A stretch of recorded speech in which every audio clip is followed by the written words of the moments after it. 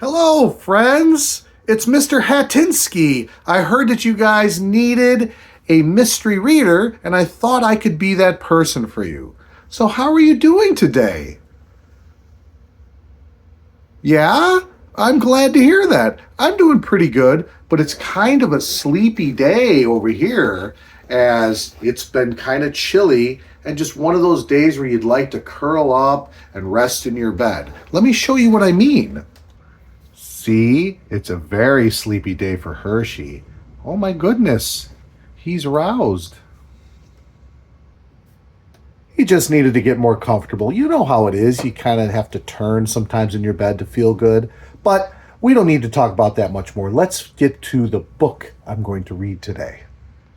You probably didn't know that I love hats. I do have a bunch of hats, and this is a fun one.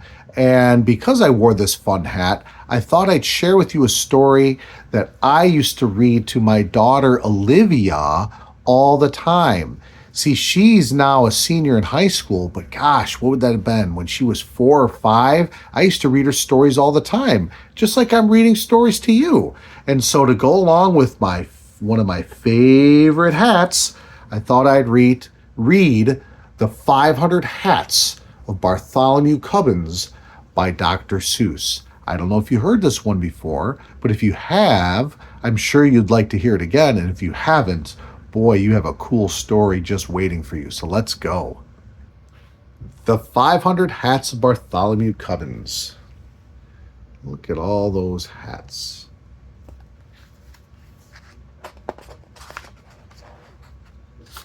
And this is by Dr. Seuss. Here we go. It's a long one, so let's get ready. In the beginning, Bartholomew Cubbins didn't have 500 hats. I don't either. He had only one hat. It was an old one that had belonged to his father and his father's father before him. It was probably the oldest and the plainest hat in the whole kingdom of Did, where Bartholomew Cubbins lived. But Bartholomew liked it, especially because of the feather that always pointed straight up in the air. Oh, I got something pointing straight up in the air.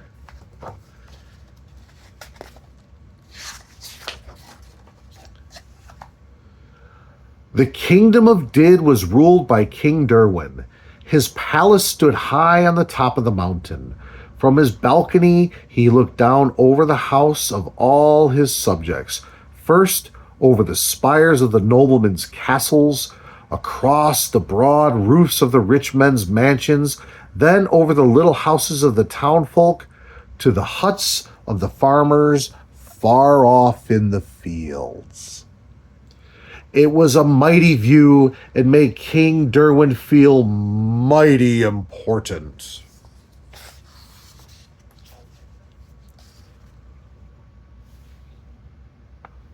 Far off in the fields, on the edge of the cranberry bog, stood the hut of the Cubbins family.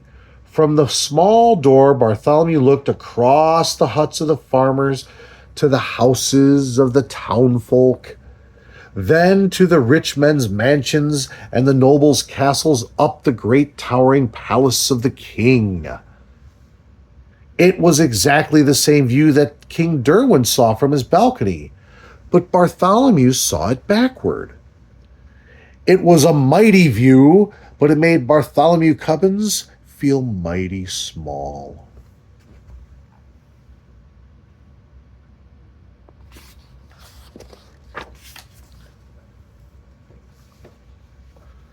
Just after sunrise one Saturday morning, Bartholomew started for town. He felt very happy. A pleasant breeze whistled through the feather in his hat. In his right hand, he carried a basket of cranberries to sell to the market. He was anxious to sell them quickly and to bring the money back home to his parents. He walked faster and faster till he got to the gates out of town. There he is with his basket of cranberries, and he got to the gates. Look at that, a trumpet. Dur, dur, dur, dur.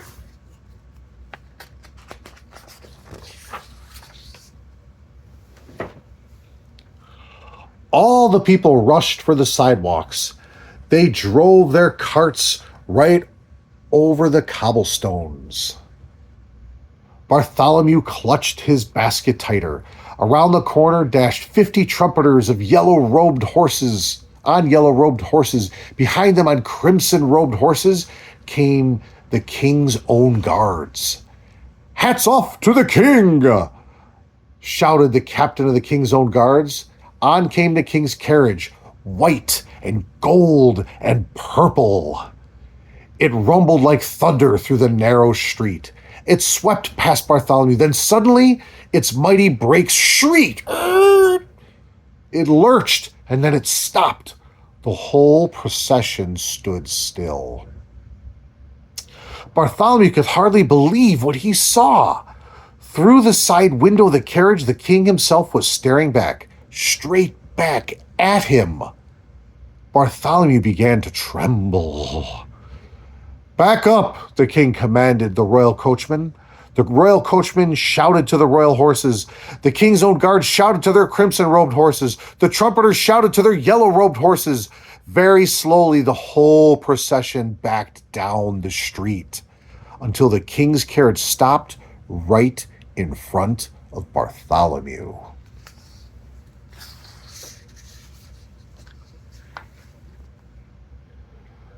The king leaned from his carriage window and fixed his eyes directly on Bartholomew Cubbins. Well, he demanded. Bartholomew shook with fright. I ought to say something, he thought to himself, but he could think of nothing to say. Well, demanded the king again, do you or do you not take off your hat before your king? Yes, indeed, sire, answered Bartholomew, feeling greatly relieved. I do take off my hat before the king. Then take it off this very instant, commanded the king, more loudly than before. But sire, my hat is off, answered Bartholomew.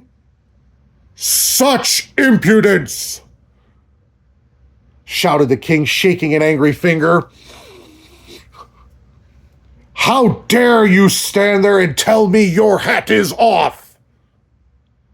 I don't like to say you're wrong, sire, said Bartholomew very politely, but you see, my hat is off. And he showed the king the hat in his hand. See? If that's your hat in your hand, demanded the king, what's that on top of your head? On my head, gasped Bartholomew. There did seem to be something on his head. He reached up his hand and touched a hat.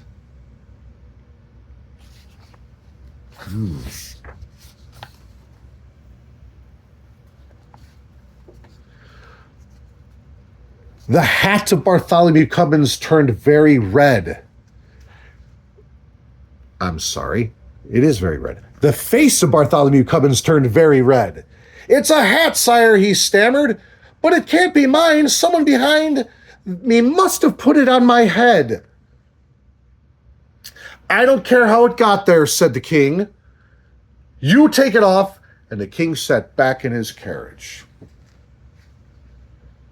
Bartholomew quickly snatched off the hat. He stared at it in astonishment.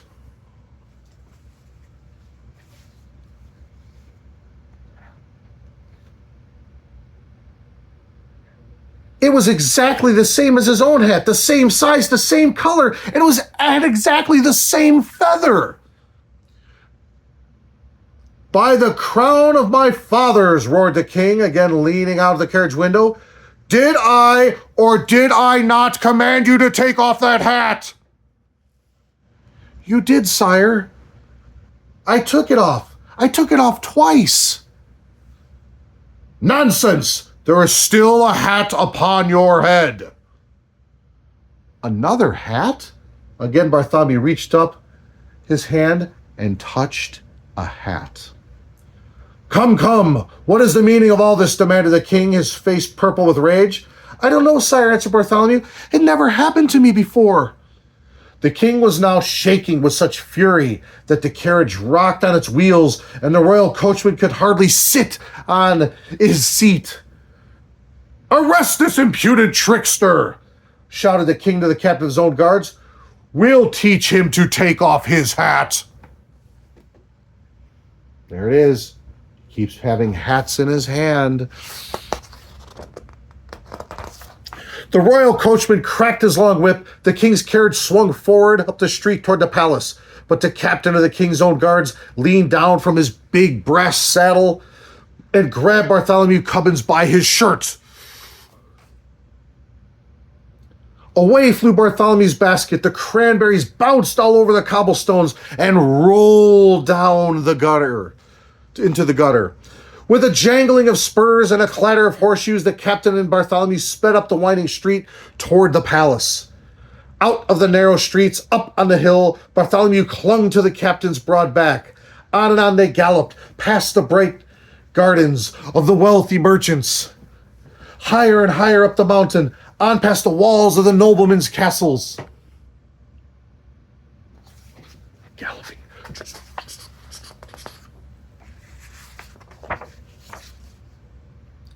Floop! The sharp wind burst off Bartholomew's hat. Floop, floop! Two more flew off. Floop, floop, floop! Flew another and another. 4, 5, 6, 7. Bartholomew kept counting as the hats came faster and faster. Lords and ladies stared from the windows of the turrets, wondering what the strange stream of hats could mean. Over the palace drawbridge they sped, through the great gates and into the courtyard the captain pulled in his reins. "His Majesty waits in the throne room," said a guard, saluting the captain. "The throne room!" The captain dropped Bartholomew to the ground. "I'd certainly hate to be in your shoes," he said, shaking his head sadly. For a moment Bartholomew was terribly frightened. Still, he thought to himself, "The king could do nothing dreadful to punish me because I really haven't done anything wrong. It would be cowardly to feel afraid." Bartholomew threw back his shoulders and marched straight ahead into the palace. "Follow the black carpet," said the guard at the door. All through the long hallway, Bartholomew could hear the muttering of voices behind doors. "He won't take off his hat. No, he won't take off his hat."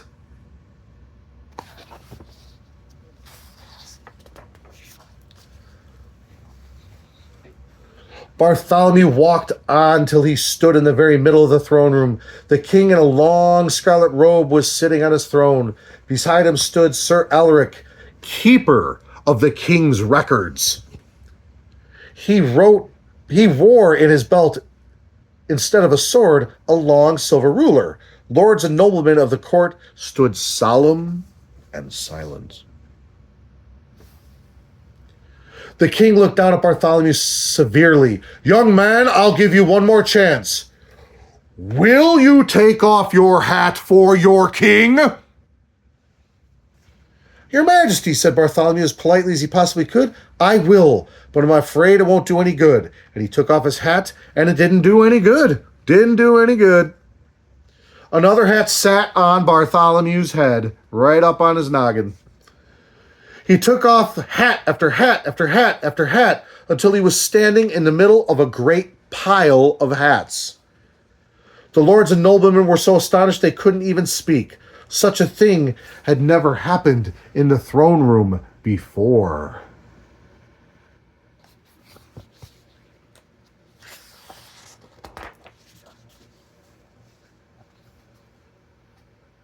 "Heavens," said Sir Alaric, keeper of the records, blinking behind his triangular spectacles. "He's taken off 45. "And there were 3 more down in the town," said the king. "And you must add on 87 more that blew off my head as we galloped up the hill," said Bartholomew, trying to be helpful. 135 hats, most unusual," said Sir Alaric, writing it down on a long scroll. Come, come," said the king impatiently. "Sir Alaric, what do you make of this nonsense?" "Very serious nonsense, your majesty," answered Sir Alaric. "I advise you to call in an expert on hats." "Excellent," agreed the king. Hogard, fetch in Sir Snips, maker of hats, for all the fine lords.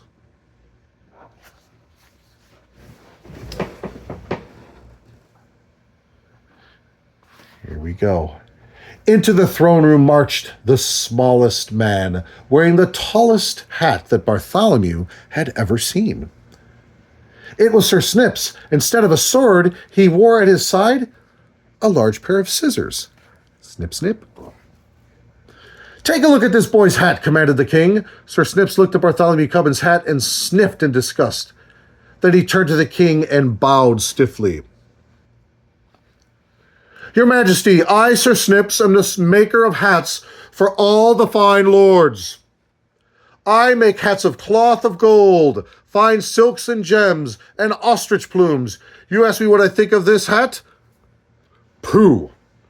It is the most ordinary hat I ever laid eyes on. In that case, said the king, it should be very simple for you to just take it off. Simple indeed, mumbled Sir Snips haughtily, and standing on his tiptoes, he pushed his pudgy thumb at Bartholomew's hat and knocked it to the floor. Immediately, another appeared on Bartholomew's head.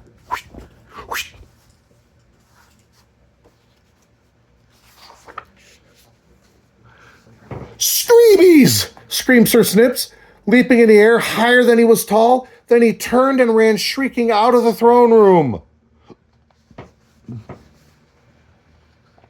Dear me, said the king, looking very puzzled. If Snips can't do it, this must be more than an ordinary hat. 136, wrote Sir Alaric, wrinkling his brow. Your Majesty, I advise you call in your wise men. A fine idea, said the king. Hogard, bring me Nad. Nad knows about everything in all my kingdom. In came an old man. He looked at the hat on Bartholomew's head, and he looked at the pile of hats on the floor. Nad, my wise man, can you take off his hat? Asked the king. Nad shook his head solemnly. Solemnly, no. Then fetch me the father of Nad, commanded the king. He knows about everything in all my kingdom and in all the world beyond. In came an older man, but when he looked at Bartholomew's hats, the father of Nad merely locked his fingers around his beard and said nothing.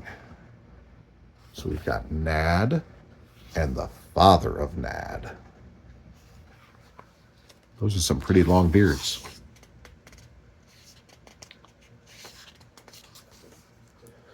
Then bring me the father of Nad, ordered the king. He knows about everything in all my kingdom, in all the world beyond, and in all other worlds that may happen to be. Look at his beard. Whoa, super long.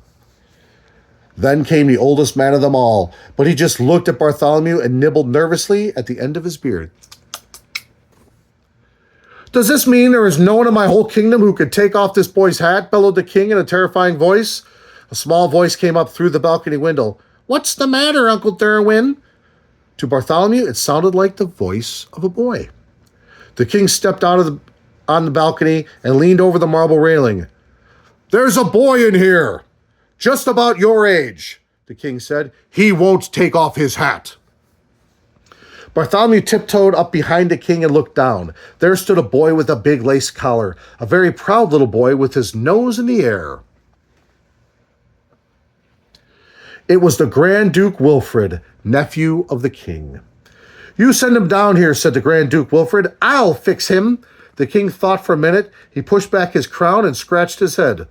Well, maybe you can. There's no harm in trying. Take him to the Grand Duke Wilfred, commanded the king, and two of the king's own guards led Bartholomew out of the throne room.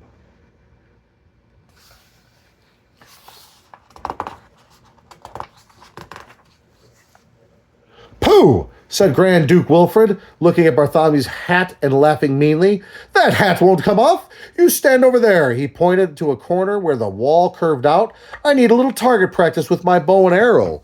Ooh. When Bartholomew saw that Grand Duke Wilfred had only a child's bow, he didn't feel frightened. Thank goodness. He spoke up proudly. I could shoot with my father's big bow.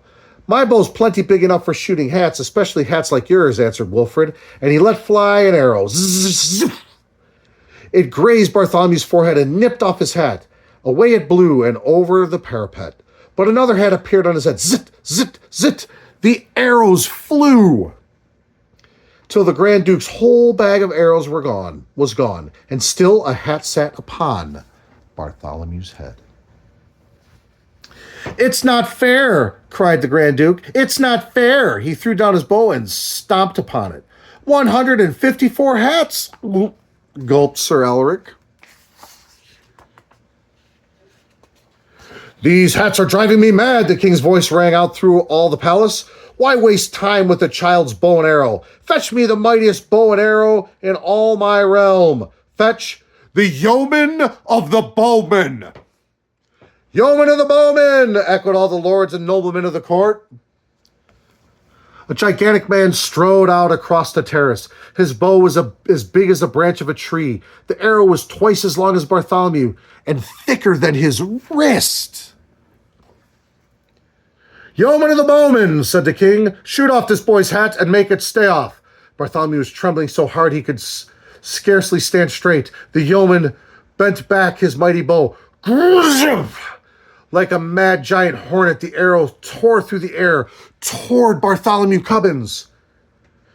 Zip! The sharp arrowhead bit through the hat and carried it off and on for a full half-mile. Zrap!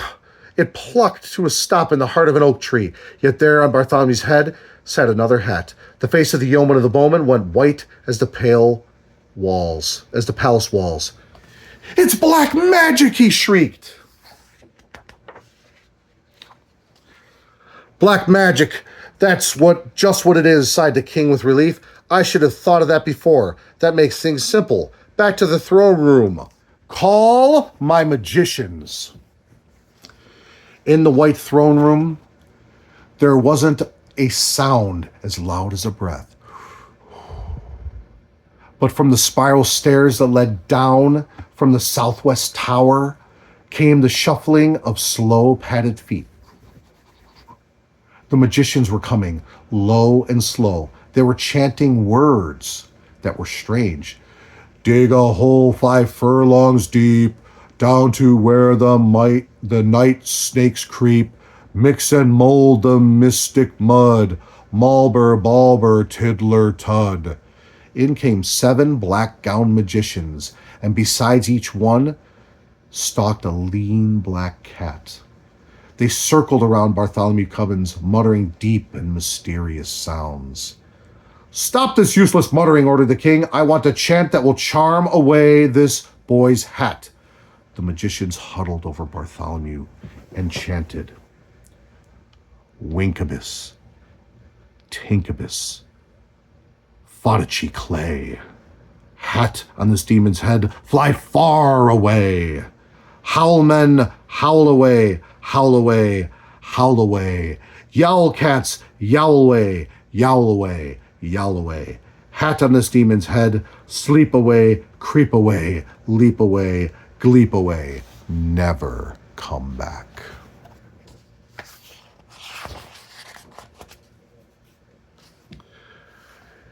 A mighty good chance, said the king, looking very pleased. Are you sure it will work? All the magicians nodded together. But, said the king, looking puzzled, there still seems to be a hat upon his head. How long will it take for the chant to work? Be calm, O sire, and have no fears, chanted the magicians. Our charm will work in 10 short years. 10 years, gasped the king. Away, fools, he shouted. Out of my sight, I can't wait 10 years. Get rid of this hat. Oh dear, what can I do? What can I do? If I were king, whispered Grand Duke Wilfred, I'd chop off his head. A dreadful thought, said the king, biting his lip. But I'm afraid I'll have to do it. Young man, he said to Bartholomew Cubbins, and he pointed to a small door at the end of the room. March down those steps to the dungeon and tell the executioner to chop off your head. Bartholomew's heart sank into his boots as he did as the king commanded. I must take off my hat, he said to himself as he started down the long black stairway. This is my last chance. One hat after another he tore from his head. 156, 157, 158. It grew colder and damper. 217, 218, 219. Down, down, down. 231, 232, 233. It seemed to Bartholomew he must be in the very heart of the mountain. Who's there? Said a voice from the blackness. Bartholomew turned a corner and stepped into the dungeon.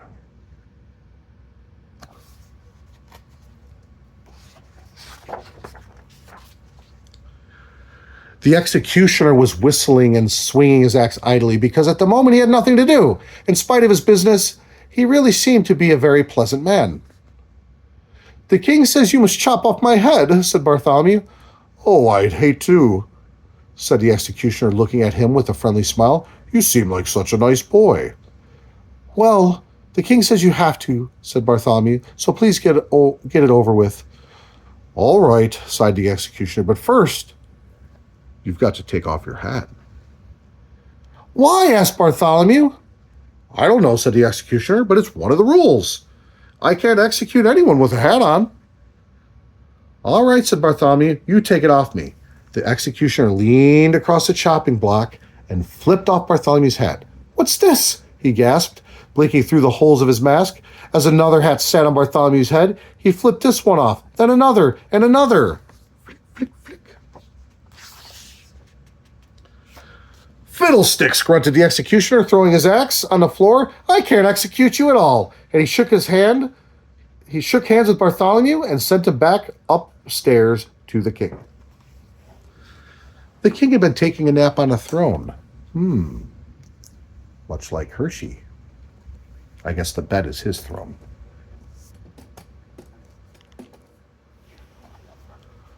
What are you doing back here? He said to Bartholomew, angry at being awakened.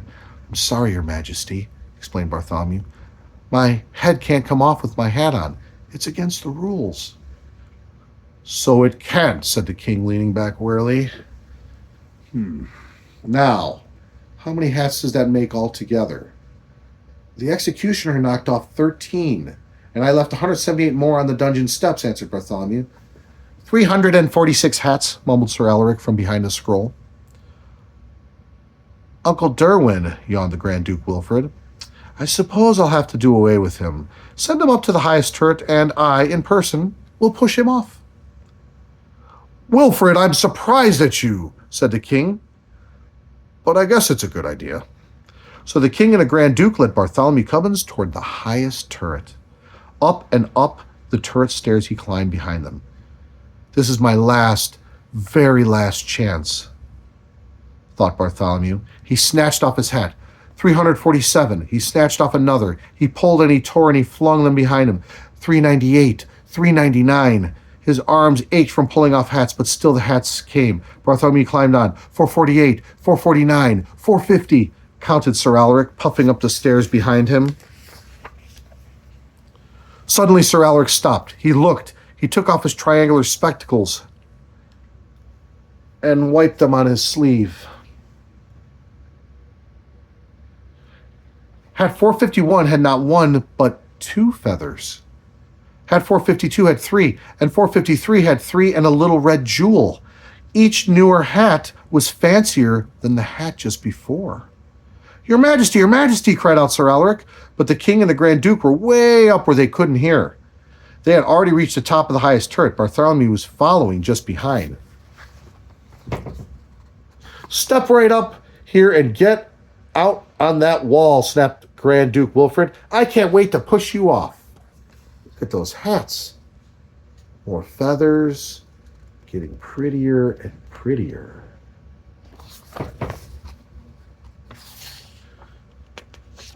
But when Bartholomew stepped up on the wall, they gasped in amazement. He was wearing the most beautiful hat that had ever been seen in the kingdom of Did. It had ostrich plumes and cockatoo plumes and mockingbird plumes and paradise plumes. Besides such a hat, even the king's crown seemed like nothing. The Grand Duke Wilfred took a quick step forward. Bartholomew thought his end had come at last. "Wait," shouted the king. He could not take his eyes off the magnificent hat. "I can't wait," said the Grand Duke, talking back to the king. "I'm going to push him off now. The new big hat makes me madder than ever." And he flung out his arms to push Bartholomew off. But the king was quicker than Wilfred. He grabbed him by the back of his fine lace collar. "This is to teach you," His Majesty said sternly, "that Grand Dukes never talk back to their king." And he turned the Grand Duke Wilfred over his knee and spanked him soundly right on the seat of his royal silk pants. "And now," smiled the king, lifting Bartholomew down from the wall, "it would be nice if you'd sell me that wonderful hat. $4.98, $4.99, broke in the tired voice of Sir Alric, who had just arrived at the top of the steps, and that," he pointed to the hat of Bartholomew's head, "makes exactly 500.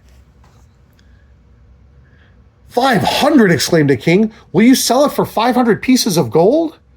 "Anything you say, sire," answered Bartholomew. "You see, I've never sold one before." The king's hands trembled with joy as he reached for the hat. Slowly, Bartholomew felt the weight of the great hat lifting from his head.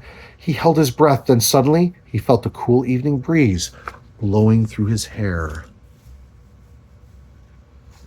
His face broke into a happy smile. The head of Bartholomew Cubbins was bare. "Look, Your Majesty, look!" he shouted to the king. "No, you look at me," answered the king, and he put the great hat on right over his crown. Arm in arm, the king and Bartholomew went down to the counting room to count out the gold. Then the king sent Bartholomew home to his parents. No basket on his arm, no hat on his head, but with 500 pieces of gold in a bag. And the king commanded that the hat that he had bought, and all the other hats too, be kept forever in a great crystal case by the side of his throne. But neither Bartholomew Cubbins nor King Derwin himself, nor anyone else in the kingdom of Did, could ever explain how the strange thing had happened. They only could say it just happened to happen, and was not very likely to happen again. And there you have the 500 hats of Bartholomew Cubbins. I hope you enjoyed my story. Woo! I know it was a little longer. Hope I didn't put you to sleep like Hershey. And I can't wait to see you next time. Bye-bye.